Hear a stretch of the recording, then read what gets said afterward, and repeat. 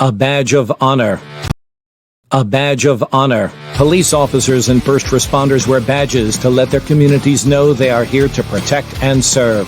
But that's not how it feels today, and the stress of the job is taking its toll, taking lives through suicide and post-traumatic stress injury. A Badge of Honor podcast features the cast of the same name, Sam Horwitz and John Salerno. Sam, John, and the team offer the first responders workshops through their critical incident stress management teams and mental health liaisons to offer state-certified T-COLE credit programs that save lives. It's time to smash through the stigma. It's time to heal from your injury, and it's time to back our blue. Welcome to A Badge of Honor podcast. Here are your hosts, Sam Horwitz and John Salerno.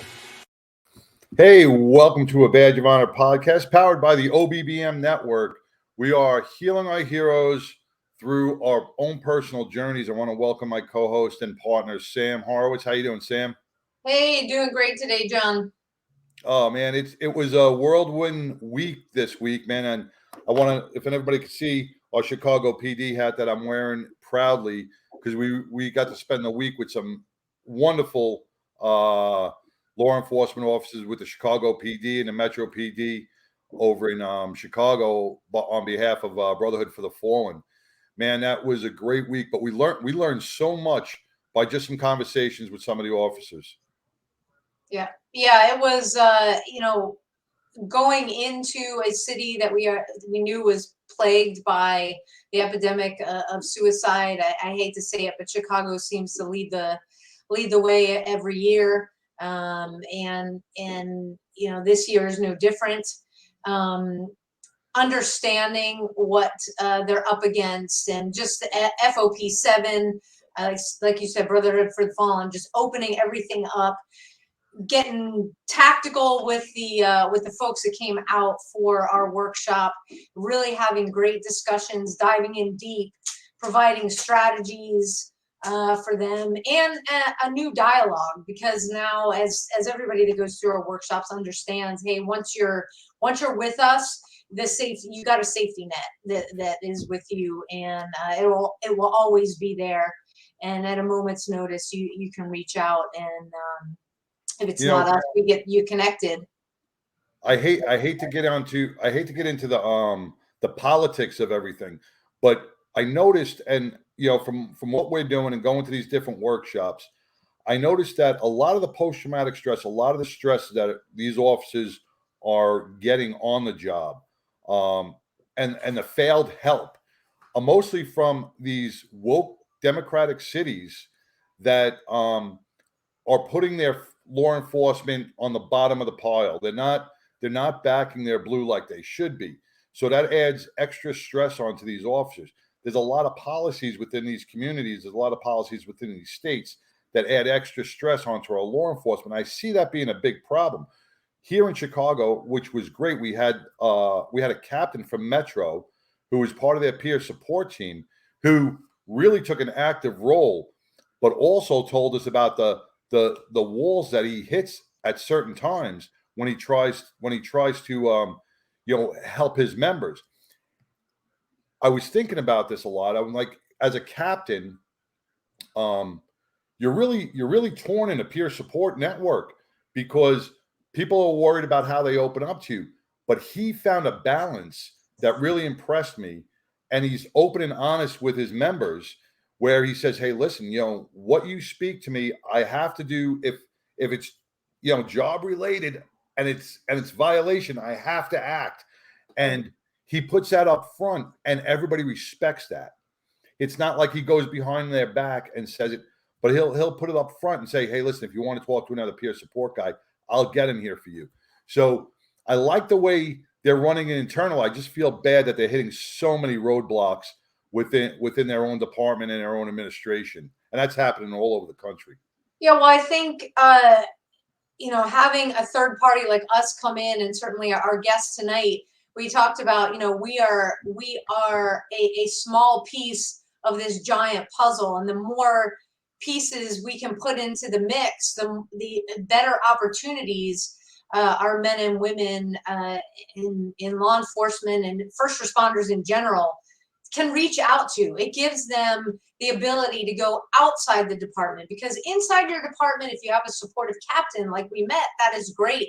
But just like you said, at whatever point they're reaching, there may be something preventing true help, or hey, if you tell me this, I'm going to have to report it. So it's like, okay, well, I heard about this organization and I'm going to go over here. And then you're working outside of your organization and getting the help you need. And I think our guest today, through his podcast, he highlights so much of what is going on in the criminal justice system, the reform, everything. And so let's bring, without further ado, the host and creator of Criminal Justice Evolution podcast, Patrick Fitzgibbons. Patrick is a veteran, and he also served front lines as a police commander in Colorado. And Patrick, welcome to the show. Welcome, Patrick. Thank you. Hey, thank you both, John and Sam. It's an honor to be here. You know, Patrick, I'm just going to jump right into this. You know, I'm not the smartest tool in the sharpest tool in the box, but you know what? I read through some of your website, man. It's really easy and very layman way to understand this. This is some wonderful work that you guys are doing with brain mapping and the brain stimulation. This is, I don't know if it's breakthrough medicine or breakthrough procedures, but you know, if this works, we can get most of our people off that PTSD medicine or PTSI medicine. We can get them all off the depression medication and stop, you know, chemically inducing their bodies with just re-stimulating their brain. Yeah, well, it's one treatment modality that we have down there, John. And I went through it. We talked off air. I went through 18 sessions, and you know, it was the difference between night and day. And it's just not that one thing that we do down in Shatterproof. We do, you know, yoga, we do breath work, we do acupuncture, we you know, teach our patients how to eat right, you know, exercise, all those different things. But yes, the neurostimulation along with neurofeedback is very vital. We also do things like EMDR, RRT, things that are more mainstream, but we're learning more and more, not just where I work, but, you know, all over. We're learning more and more about the brain every day. And the reality is that we can heal the brain in most cases. And this is amazing technology that we use down there. Now, it's not shock therapy. It's not shock therapy. No. I remember, and we were talking about this before we started. You know, I remember, you know, when I get down there and I'm in, you know, I go through starting treatment, and they said, well, we want to do this. You know, we want to, you know, see if you'd be interested in neurostimulation. And I was like, what the hell's that? I mean, you're going to be shocking my brain, or what? I was thinking of Jack Nicholson and, you know, One Flew Over the Cuckoo's Nest and stuff. But it's not like that. So they map your brain like I talked about before. They find those areas of the brain that are struggling, that are damaged, and then through subsequent treatment, they actually help repair those areas of the brain. And again, that's just one tool we use down there, coupled with all the other different treatment options that we do down there. It really is amazing. Well, that is awesome. You know, let's back up just a second so people can understand how we arrived to talking about not shocking your brain and the good work that Shatterproof actually does. I mean, you served in our armed forces, and then Absolutely. you took a path into to law enforcement. Just to tell the viewers and our listeners about you. Yeah, I grew up in a military family. My dad was in the Army. He was a JAG officer, and for those who don't know what that is, he was a lawyer in the military. And he retired out of the military. He passed away a couple of years back, but he actually went into the Air Force at a time when it was easier to do that. So he retired as a colonel in the Air Force. And from a young child, I mean, I had friends and family that were Chicago PD, because my mom's side of the family is originally from Chicago. And I knew I wanted to be a cop. So, didn't go to college right away, went into the military at the old age of 21, kind of did some other things after high school, went in the military, served with the 82nd Airborne down at Fort Bragg, jumping out of perfectly good aircraft. And then I knew I wanted to go into law enforcement. So when I got out of the military, I pursued my law enforcement career. I did 23 years in law enforcement, started on the street like everybody does. and worked my way up, and I retired as an operations commander, and I was in charge of all patrol and those things. So I had a great career, ups and downs, like you both know, but overall it was a great career. And then how did you come to reach out yourself to Shatterproof and decide to start the Criminal Justice Evolution podcast? Well, I started the podcast about 7.5 years ago. So I was still, when I was on the job, I had the show. But the way I started working with Shatterproof is I was actually a patient there. And when I retired in 2019, I thought, law enforcement's behind me. It's in my rearview mirror. I'm not going to think about it anymore. My wife at the time, we were like, let's just, the future will travel and stuff like that, which we did. But the more time went on, Sam, the more I realized how much of my identity was wrapped up into being a cop. And I think a lot of officers, a lot of first responders, face this when they leave the job. I didn't realize how it would impact me. I was so excited to leave, but once I was out of it, I missed it and I lost my identity. So I started getting a little depressed, started having some marital problems. A family member attempted suicide, didn't go through with it, but attempted it. And I just was in the tank. Then I went through a messy divorce, very painful divorce. And I find myself just severely depressed, isolating, drinking a lot, and to a point where I got to a point where I wanted to kill myself. I was really close to doing it. I was praying and everything. I come from a Catholic, Irish Catholic family, so I was praying. And I remember having a gun to my head one night, and I said, there's got to be a better way. Those two angels on your shoulder, one angel on my shoulder saying, "Oh, you're a piece of, what, and you lousy husband, you went through a divorce." And I'm calling my kids, drunk and telling them I'm going to hurt myself. You're a horrible father. But then the other angel was like, you have a lot to live for. So I put the gun down, picked up the phone and called my sister, my younger sister. I'm very close to all my siblings. And I said, I need help. I'm going to hurt myself. So my sister raced over to the house. We talked, we cried. And I said, I need to check myself into a hospital. Now, off the air, I did my career in law enforcement in Colorado. I now live in Arizona. So my sister took me to a hospital locally in Denver. And we were driving there, and being a cop, being a former cop, I knew, okay, now it's starting to, reality's starting to hit in.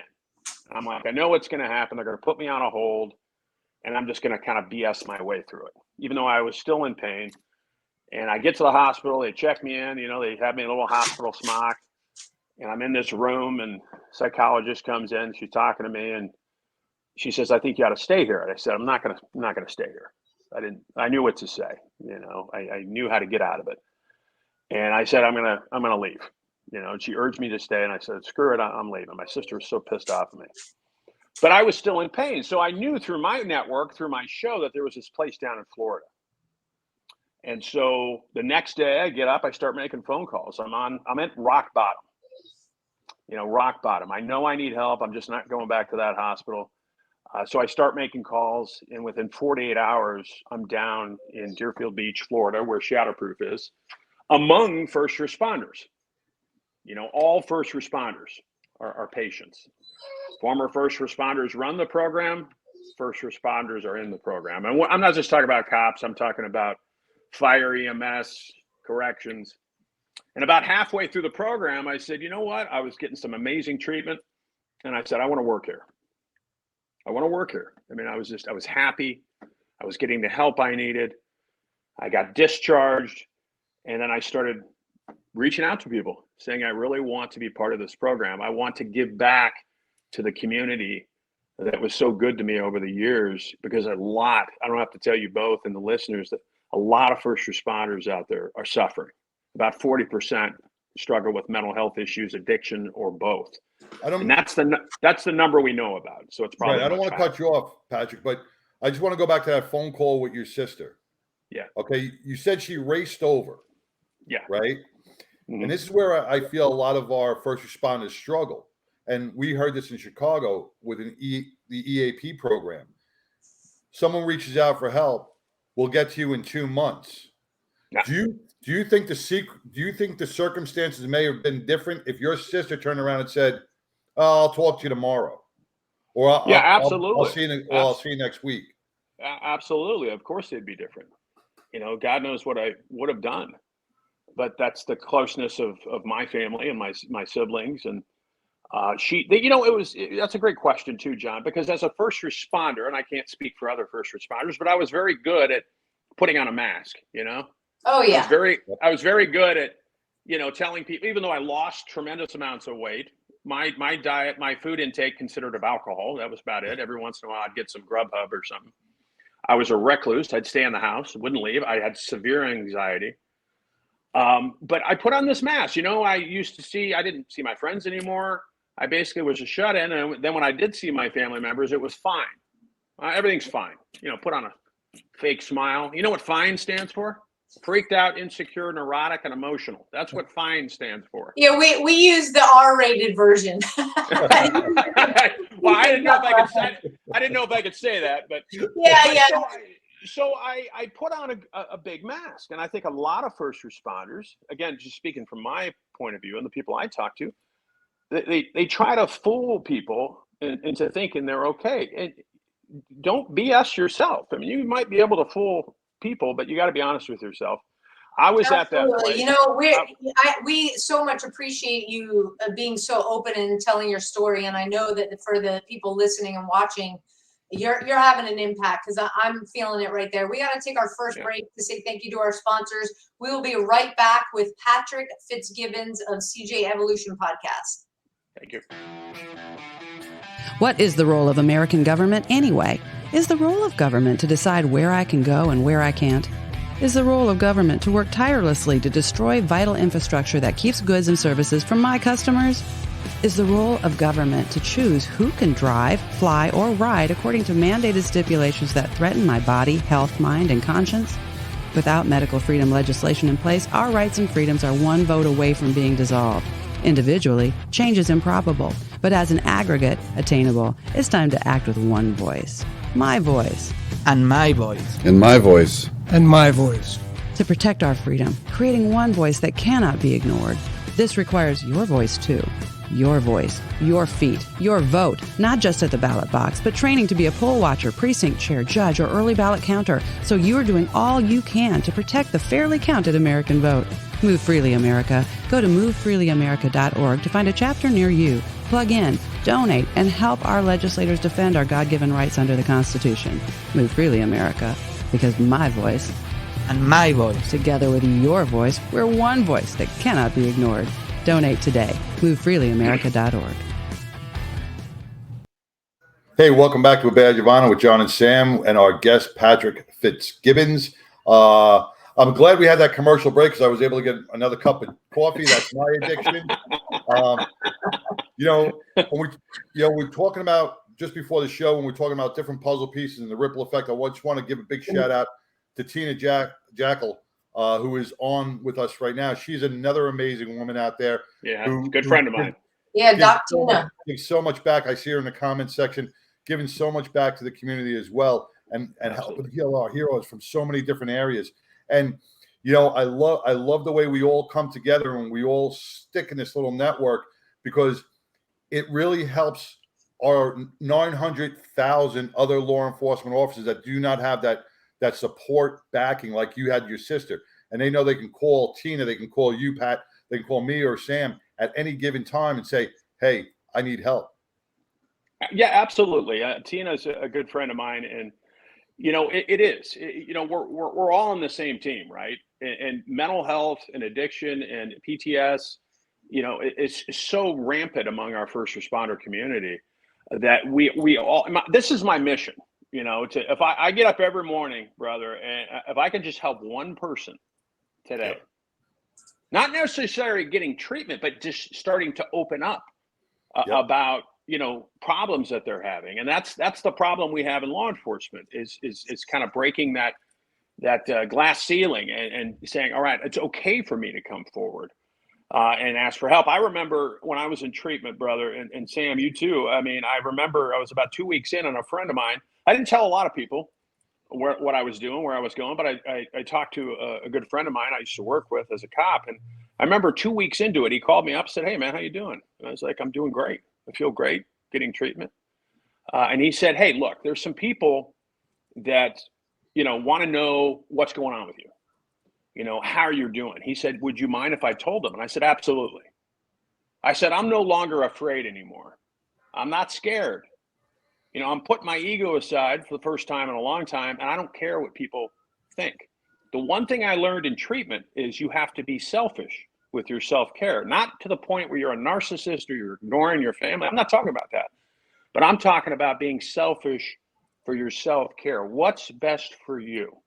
Right. Because there's people are always going to talk crap. I got to a point where I'm like, I don't care anymore. I'm doing this for me. I'm doing this for my family. I'm doing this for my kids.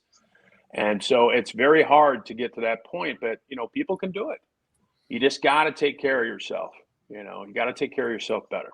You had mentioned your kids a couple of times in your story, and I want to ask because we do a family workshop, and the family serves right alongside you.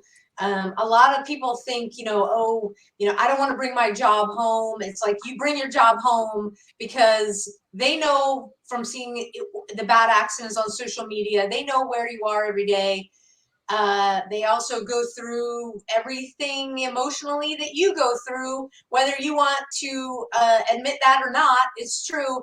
How did you come back to them when first, did you get to talk to them while you were in treatment, and how did you kind of navigate that?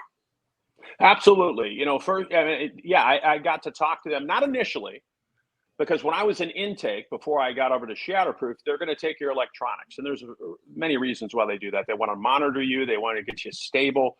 But I didn't talk to my family. They knew where I was at. Obviously, my kids did. So I didn't talk with them for like 3 or 4 days. And for me, that was kind of liberating, not because I didn't want to talk to my kids or my family and friends, but because you don't have a cell phone now attached to you. Yeah. Oh, we lost them. For better or worse, those cell phones. He brings up. Yep. So we just lost. Oh, there we go. There we go. Sorry about that.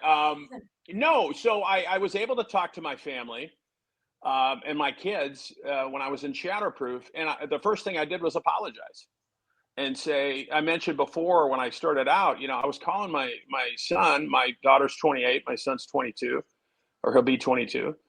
And I can't tell you how many times I called them up saying I'm just drunk and rambling on about wanting to hurt myself and crying, and I was in pain. But the first thing I did was apologize that I put them through that, because, when the roles are reversed, I'm supposed to be the one encouraging them. And now they're the ones going, "Dad, please don't hurt yourself." So when I got into a better state of mind, I apologized to them, and they accepted it. They're my kids. I love them. They love me. So it was a difficult time before I made the decision to seek help, because I put sounds like you had a strong family to begin with, a strong backing to begin with. And I know a lot of first responders, don't have that. But there are people that care about you, and there are people that love you and don't want you to do anything rash. And you have to remember that. I tell people that all the time. Well, my parents are gone. I get it. I mean, my parents are no longer with me either, but you have people that care about you and love you. Right. I was in Chateau Recovery up in Utah, and I'll tell you, there are a lot of guys from Colorado up there with me. So I don't know what their peer support is over there, or their mental programs are over there, but I had firefighters and law enforcement over there from Colorado. But you brought up a good point. You weren't allowed to speak to the family I think I wasn't able to speak to my family for about 7 to 10 days. Yeah. But what I don't know if Shatterproof does this is my family was assigned their own personal psychologist who would keep them updated every single day. Same down there. Yeah. Same down there, right? Yeah. So my therapist would call my brother and call my sisters and give them updates. Makes a world of difference. Yeah, it's whoever's on that release of information. Right. John, that ROI. they get to talk to. And of course, when I got over to the treatment side of Shatterproof, I mean, I had my cell phone, so I could call my kids and call my family and call my sisters and my brother and let them know how I was doing. So. But you're right. Disconnecting, going to a treatment center makes a world of difference, because you get to disconnect. You get to learn more yourself. You start seeing who you really are, and you start sharing with other people that are within that treatment center. You're truly not alone, because everybody's feeling the same thing. Absolutely. The same thing. Absolutely. And people said, well, why didn't you stay in Colorado? Well, sometimes it's better that you go out of state or another location, because you don't have those triggers, all around you. Right. Sure.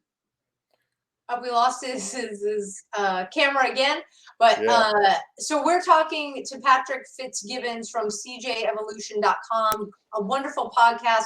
Everything we've been talking about the Shatterproof program, and Patrick's being very open with his story. We so appreciate that, because this is what saves lives. So I've got, for those of you who are listening, it's CJEvolution.com. That is the website. You can find out about this program that he's talking about. Again, it's called Shatterproof, on his website. And let's talk a little bit about the podcast, because you use the podcast just like we use the podcast to talk about the tough stuff that's going on in our communities. Just tell everybody listening and watching a little bit about CJEvolution. Well, thank you, Sam. I mean, I started the show CJEvolution about probably 7.5 years ago now, and I didn't know what the hell I was doing when I started it. I remember driving around at work listening to Rogan and other people and going, I want to try to do that. So, long story short, I talk about issues in law enforcement, use of force, and some of the hot topic issues. But I've kind of pivoted in the last couple of years, with all that's going on in law enforcement coming out of COVID. First responders, suffering a lot. I've kind of pivoted away from what I normally talked about, and I talk more about mental health. I'm not a clinician. I'm not a counselor. I don't claim to be, but I talk about my experiences, and I have guests on that can give some more insight to the listener about flags, warning signs, things like that can help the listener if they're struggling. And I thoroughly enjoy it, because not only is it therapeutic for me selfishly, but it's also very beneficial for the listener. So yeah, it's just a wonderful program. I'm blessed. I just love putting things out there. I'm not in it for the money. I'm in it to educate and kind of help first responders now. Yeah, and that you said something so key. We're going to come back and touch on that in a second. We got to take a quick break and hear from our media sponsor. We'll be right back, everybody. Interested in starting a podcast or TV show? Worried about what you'll say and how to keep it engaging? Think you'd like to be a guest on podcast, radio, or TV shows? Hi, I'm Susan Hamilton, owner and founder of OBBM Network, and I would like to invite you to an OBBM media training to get the tools you need for a relaxed and polished performance we'll be proud to share. Our specialized training techniques include role play, voice training, and everything you need to deliver a confident, clear, and engaging interaction. Go to offbeatbusiness.com. Go to the calendar and register for a training that's convenient for you. Dates available now, 214-714-0495. Hey, welcome back to A Badge of Honor podcast with John and Sam, and our special guest, Patrick Fitzgibbons, with CJEvolution's podcast as well.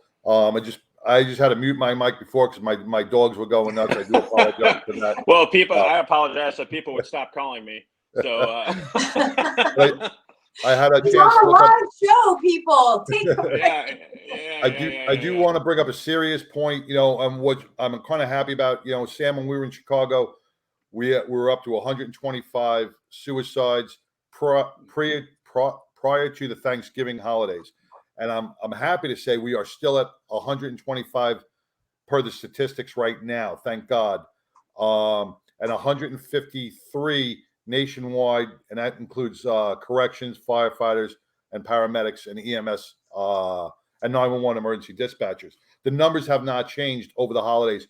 So I'm happy to announce that the numbers stayed the same over the holidays, which to me is a huge step forward, because we usually lose a few during either Thanksgiving or Absolutely. Christmas. So I'm happy to announce the numbers have not changed since last week. So let's keep up the good work. Yeah, that's amazing. So you were saying on your podcast, you have guests on, and it's all about opening the door, right? It's all about throwing somebody an idea or a lifeline, if you will, because I'm sure you've heard when you're trying to help out another law enforcement officer or first responder, I have tried everything.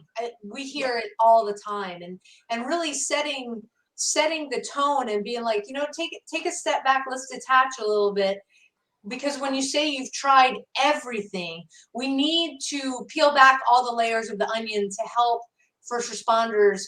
Hey, we get it when you're talking, when that's what you're saying, because you feel like you're at the end of your rope, you're frustrated.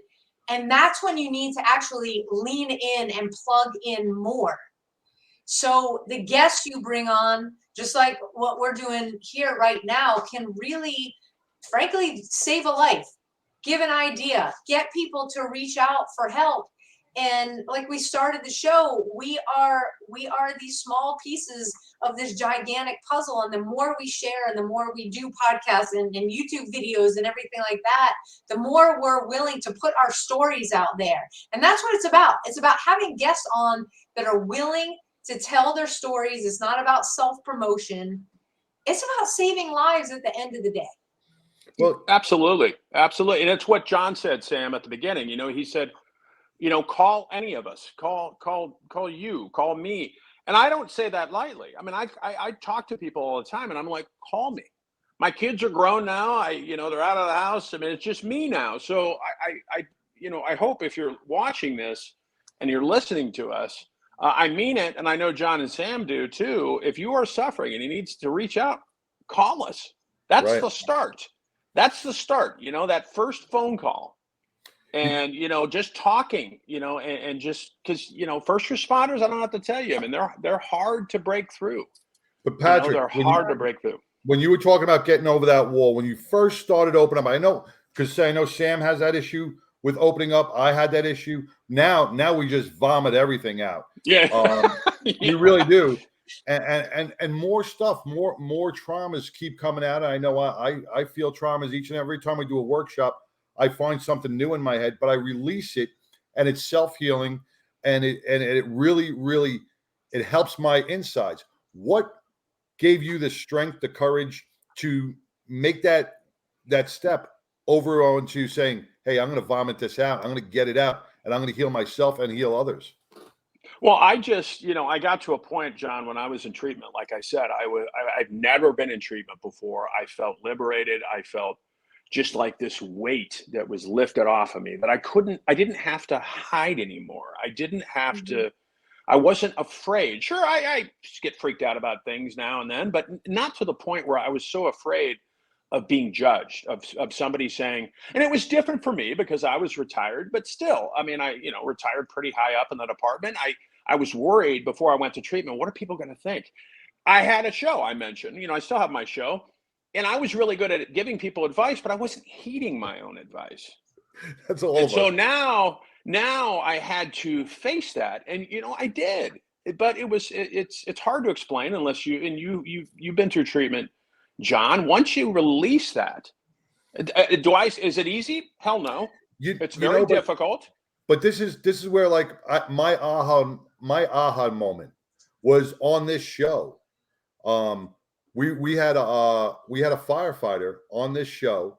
We were discussing his traumas, and he opened up about a sexual trauma, right? Yeah. And I was sexually abused as a child, that I held for 40 years, 45 years, never told a soul. When this firefighter, this amazing hero, described his trauma as a child, it opened me up. I said, man, I saw Yeah. the bravery in you, and it helped me open up. Though the times were hard to go through them, I came out that other side a much better person. So with you sharing your story, there's somebody out there right now listening to your story going, hey, if he can do it, guess what? I can do it. Absolutely. You know, Absolutely. it takes you to say, hey, here's my story. And like you said, that one person is going to hear your story and go, you know what? I can do the same. Well, that's the beauty about Shatterproof. You know, I was among other first responders, no civilians. I'm not knocking civilians. It's just first responders. So when you're in a group and you're going around and you're hearing these horrible stories that each first responder in there has, but then it's closeness because we're all suffering. But you're among your peers. You're among first responders. And I'm not knocking civilians, but you have to treat first responders differently. Well, you have to treat them differently than you would with a civilian who's in treatment. Because we see trauma, I don't have to explain to you two, we see trauma every day. Every day. When the average person out there, I hate to use the word average, but Joe civilian walking down the street, sure, they had some bad crap happen to them, but they don't see it every day. Right. Like first responders do. And there's only so much you can fill in your cup before it starts bleeding, you know, spilling over, and it starts manifesting into depression, isolation, drinking, drugs, gambling, whatever, infidelity. You know, I mean, there's only so much you can take. We're not designed as humans to see trauma on a daily basis. And unfortunately, we do. Now, as an Army veteran, right, and a first responder, right, do you feel that both those should be treated differently because of both different types of services? You know, veterans have different types of traumas than first responders. How do you correlate both of those? How do you, you know? Well, we have veterans down at Shatterproof, you know, and they're part of our Shatterproof program. The bulk is first responders, but we do have veterans, you know, and they get the same treatment we do, you know. I mean, that's different PTSD, it's combat, but you know, a good shooting to a police officer, that's combat. It's combat. You got somebody shooting at you. Right. You know, so I mean, shooting is shooting, whether it's over in the Middle East or, you know, here. Yeah, different geographically, but you know, it's PTSD. So we have veterans down there. We treat veterans all the time, and they get better. That's fantastic. You know, there's we tend to joke about it in our workshops because there's a lot of veterans that, you know, you serve by putting on a different uniform, and the veterans that we've spoken to are like, oh, you know, we have it easy compared to you. And the first time that John and I heard that, it was like, whoa, time out. What? You know, let's pull up a chair. We got to discuss this. We got to unpackage this. Yeah. And how it was explained to us was like, well, look, you know, we prep for this mission. We do our training. We know Absolutely. our targets. We go, whatever our mission looks like, we go execute. Yeah, shit happens. And we come back. Sometimes we debrief right there. Sometimes it's a couple hours, but we're still together. And then that's it. Yeah. Okay? So we go on the next one, and it could be the next day, but sometimes we have some downtime. You guys, oh my God, you go from one to the next, Yeah, absolutely. to the next, and there is no downtime. And your downtime, you're not hanging out with your buds. You're going home to your spouse, and if you have kids, your kids. Absolutely. And so, yeah, I mean, you know, it's not to compare. It's just like that's the difference. So it's like we're like, no, you have it hard. Well, like, no, you have it hard. It's not comparing the trauma. It's we have the volume of trauma. It just looks a little different. Right. Yeah, trauma's trauma. Yeah, I mean, it's different, but trauma's trauma. You know, go ahead. I'm sorry, Joe. Patrick, I was going to say, as a commander, when trauma's trauma, and I didn't want to cut you off on it, but as a commander in the PD, do you, thinking back then, the stresses that the officers had in your command, did you find yourself as you moved up the ranks hitting brick walls? What can you say to our commanders out there today that are stonewalling our first responders in the mental health field? Well, I mean, listen to your troops. Unfortunately, I heard, John, before you started about Chicago and, all the crap that they're dealing with, with their command staff and its politics. And unfortunately, politics is everywhere. But the reality is people are not flocking to law enforcement anymore in the droves that you and I remember and Sam remember they used to. So it's simple, but you have to listen to your troops. You have to listen to them. Are you going to be able to accommodate everything that they want? Probably not. But this epidemic of mental health and addiction and officer suicides, it has to stop. And it starts with leadership. Yep. All right. And there's good leaders out there that are actually practicing what they preach. And then there's the leaders that give the lip service, who say all the right things, but then they fail to act. It's more about self-preservation for them. And I get it. It's political. But we have got to do something more for our law enforcement. We have to, because how do you we got to take a quick break. On the flip side, I want to answer the question is, how do you get the message out to command staff, to whether it's at the sergeants and they go to the lieutenants and up? We're going to tackle that question is, how do we start really making a dent in the culture? We'll be right back with Patrick Fitzgibbons from CJEvolution. Every business needs a dependable junk hauling service to keep their property clutter-free. Call 630-470-8307. Junk Luggers offers a wide range of eco-friendly residential and commercial junk removal services to help your business run smoothly and efficiently. Book your no-obligation estimate with Junk Luggers today. Banks and credit unions have unique junk, and Junk Luggers knows the business. Professional organizers, senior living communities, we're helping everyone clean up and start new. If you're redecorating, remodeling, or getting ready for new tenants, Junk Luggers will donate, recycle, and do our best to keep it out of the landfill. Call 630-470-8307. That's 630-470-8307 today. Hey, welcome back to a Badge of Honor podcast with John and Sam. And you keep switching the screen, Sam. It's crazy. I feel like I'm on musical chairs here. Make it bigger. Hey, there's a lot going on. What can I say? Working aboard. I didn't learn that as a first responder. But in all seriousness, it is a change of culture. In the culture, it is a change of leadership. I will say, on one hand, it's good that we have some of the folks retiring that need to retire, so that the more progressive officers can come up. But that being said, we're seeing the reverse, where you have the chief retire, but those that are coming up after him, it's the same suck it up buttercup mentality. How do we really put the foot in the door when they go to slam it, stop talking to me about mental health, and say, no, you need to listen? Well, the numbers don't lie, Sam. I mean, look at the numbers. Look how many people are leaving. I know Chicago PD, I don't know what their full strength is, but I know they're down a lot. I was just out in LA a month ago. They're down 1,000 cops. The numbers don't lie. Look at the suicides. John quoted them at the beginning of the show. I mean, the numbers don't lie. So it's like that 800-pound gorilla in the room. You could ignore it for so long, it's still there. Right. Right. Right. So what we see is exactly what we're seeing in Chicago. The folks that have the heart for service, that are at this point trying to stick it out because those numbers are so low.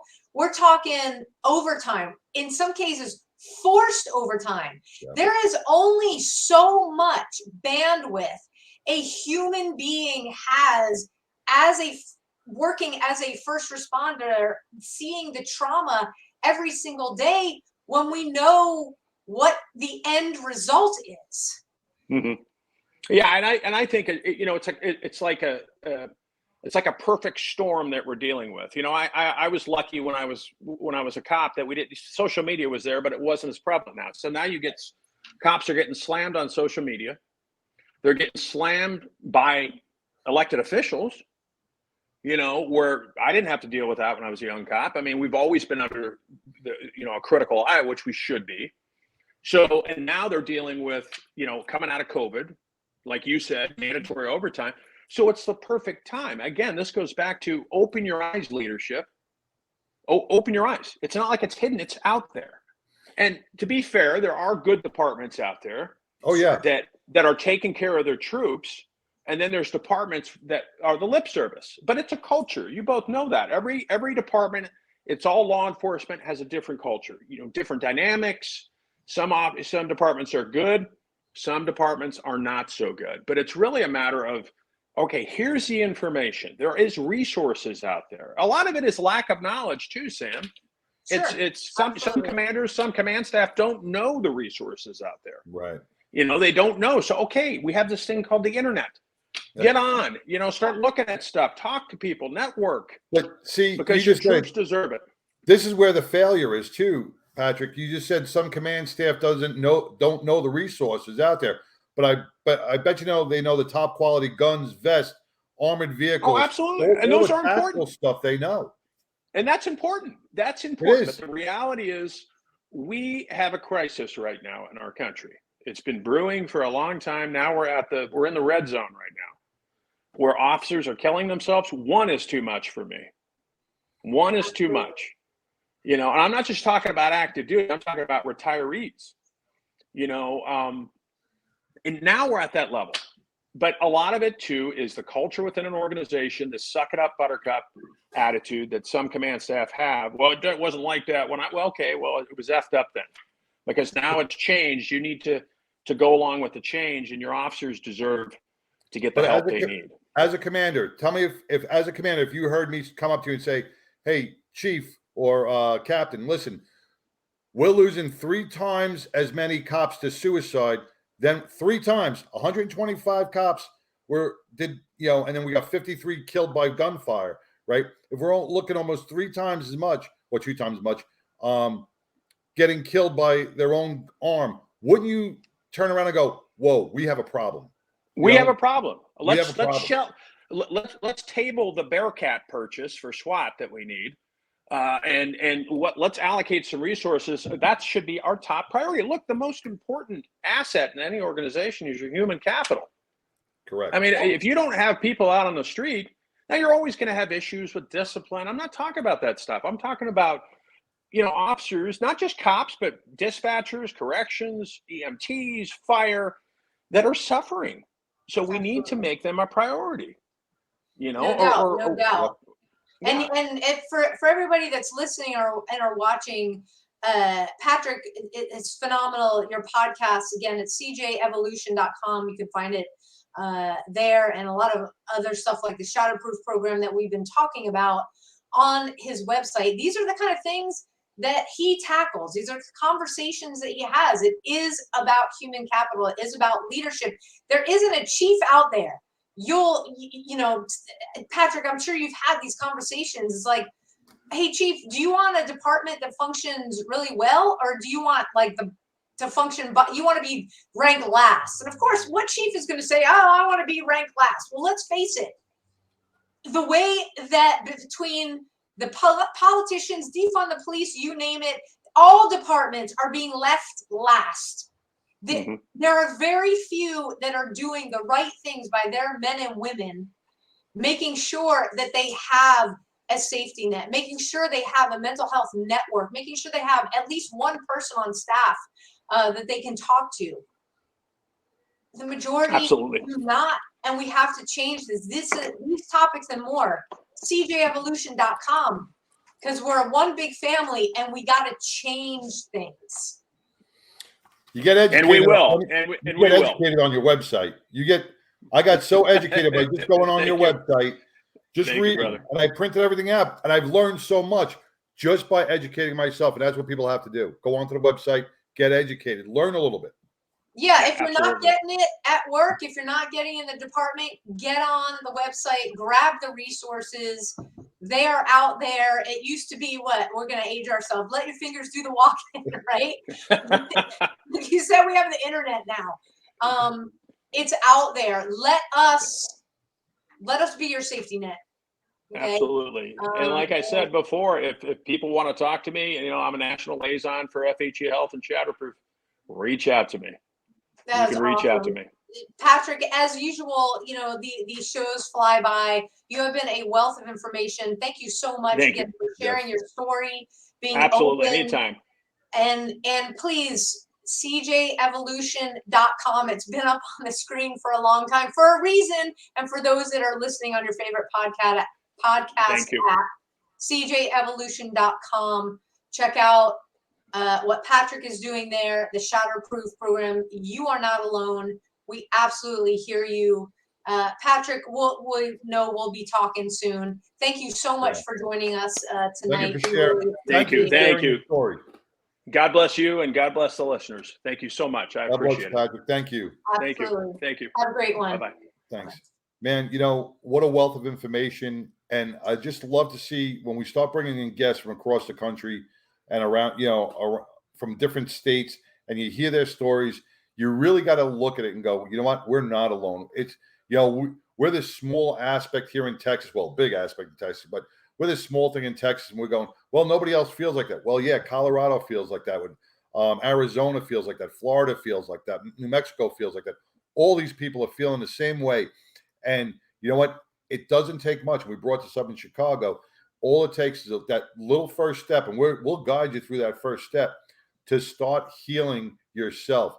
And you can't be selfish when it comes to your own healing. Right. You have to be selfish. You have to be selfish. You have to be selfish. You have to be selfish. You got to put yourself first. So the resources and the tools, think of this as a rollout. We've all been doing this. You heard Patrick, 7 years. We've been doing this for a bunch of years. They're out there. We're out there. We are here for you. Connect with us if you can't connect with your department or inside your community, because we got the ability to connect the dots so that you are okay on the flip side, and you're able to serve at the level that you know that your heart has brought you to.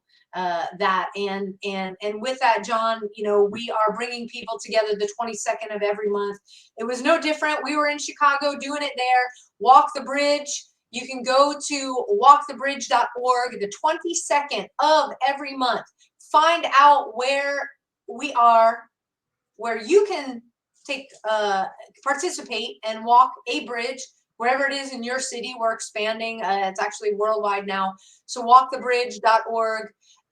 You're not alone in your struggles, and it's a time and a place for everybody to come together and remember those that we've lost, but also talk about what's going on and heal. It's a great place to heal. A badgeofhonor.com is where we are, where the podcast is. And hey, we're on TV. We got Rumble TV. We're expanding because we never know if we're going to say something, that might take us down. It's happened before. Yep. So we don't want that to happen anymore. So, hey, check us out, Rumble TV/A Badge of Honor. Huge shout out to OBBM Network for rolling us out on so many different platforms. You can listen throughout the week to this podcast episode and all of our previous ones on your favorite podcast app by just going to your favorite podcast app and searching up A Badge of Honor podcast. Don't forget that podcast at the end. Subscribe, support. You can donate through our website. And when you do that, just so people know, when you make a donation to a Badge of Honor, you are providing a scholarship opportunity for first responders to attend our programs at no cost, because not everybody and every department can afford it. We've got an upcoming workshop in Lufkin, Texas. Thank you, DETCOG. That's Deep East Texas Council of Government. They are sponsoring every first responder that wants to attend. They are sponsoring. Get on our website, click the events tab. You will see who you need to contact. Get your name on the list. Come out, no cost. Thank you, DETCOG, right there. I want to thank Judy Lamp I want to thank Judy Lamp, who is one of our listeners. She's just on right now, and she just reminded me about Amazon Smiles. It's the Christmas holidays. Everybody's ordering through Amazon. Go to Amazon Smiles. Doesn't cost you anything, but they donate to a Badge of Honor. So if you go to Badge of Honor, go to Amazon Smiles, order everything. It doesn't change the price of the your item, purchase, right. but they donate some of that purchase to a Badge of Honor. So go to Amazon Smiles, click on a Badge of Honor, and make your purchase there. It's only one click can put another first responder through a workshop. And I want to thank Kerry Booth, who's out there. She's another one who suffers from post-traumatic stress through being a paramedic, being a first responder out on Long Island. So I want to thank Kerry Booth for joining in. Thank you, Judy Lamb. These are people that are out there also supporting our first responders each and every day in every capacity they can. So I want to thank you and God bless you. Thank you, Tina, for showing up and being supportive as always through your platforms and through your resources. It's been fantastic for us as well. So Sam, we have workshops coming up. 2023 is going to be a great year for us.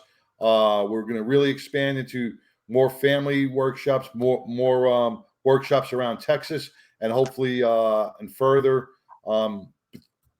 with Brotherhood for the Fallen, who brought us out. They loved us so much they may want to bring us out to Boston. They may want to bring us out to some other networks that they have, some other chapters that they have. So Brotherhood for the Fallen, thank you on behalf of Badge of Honor for bringing us out there and letting us share our experience with them as well. Thank you, Rick. Another great podcast is Serve Twice by Choice, which me and Sam are going to be on this week. An amazing podcast, depicting our American heroes and our patriots throughout the country. So check out Serve Twice by Choice as well. And until next week, everybody, thank you again for joining us, and go ahead and hit that subscribe button. You want to. All right. Have a great night, John. Thank you, everybody. Good night, See you next week. Take care. Take care. A Badge of Honor podcast is produced for the OBBM Network podcast and protected under copyright law. For content permissions, please submit your request to abadgeofhonor.com on the content page. For OBBM Network programming information, please call 214-714-0495 today.